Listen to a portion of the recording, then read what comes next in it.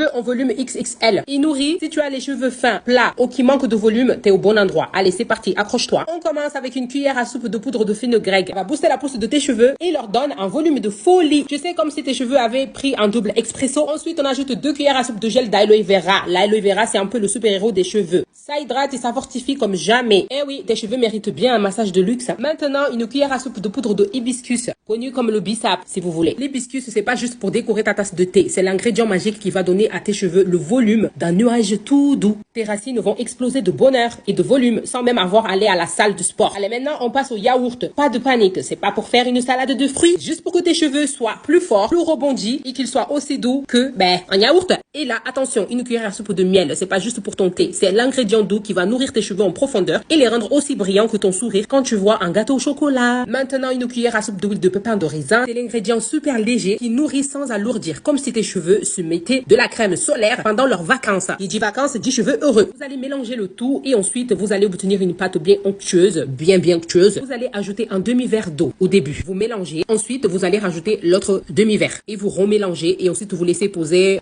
10 minutes, 20 minutes. Ouais, 20. Pas d'huile de pépins de raisin sur la main. Remplace-la par de l'huile de jojoba. Eau d'argan, c'est aussi génial pour nourrir sans alourdir. Il faut absolument le filtrer 2 fois à cause des résidus. Petit rappel, ce masque est 100% naturel, mais pensez toujours à faire un test sur une zone avant, surtout si t'as le cuir chevelu sensible. Si tu n'es pas prête pour une vague de compliments, alors ne fais pas ce masque, parce que tu risques d'avoir trop de volume et de glow. Les cheveux fins, ce n'est pas une fatalité. Avec des bons soins, tu peux avoir une crinière de rêve. Et pour finir, une petite touche magique, quelques gouttes d'huile essentielle de rose. Parce que tes cheveux méritent bien de sentir aussi bon qu'un bouquet de roses, non? Tu trouves pas? Moi, je trouve. En plus, ça apaise ton cuir chevelu comme une journée tranquille à la plage. Et voilà, ton masque capillaire est prêt. Il n'y a plus qu'à appliquer sur tes cheveux propres et humides. On se retrouve demain pour l'application, bien sûr. Allez, bisous mes étoiles, soyez bénis.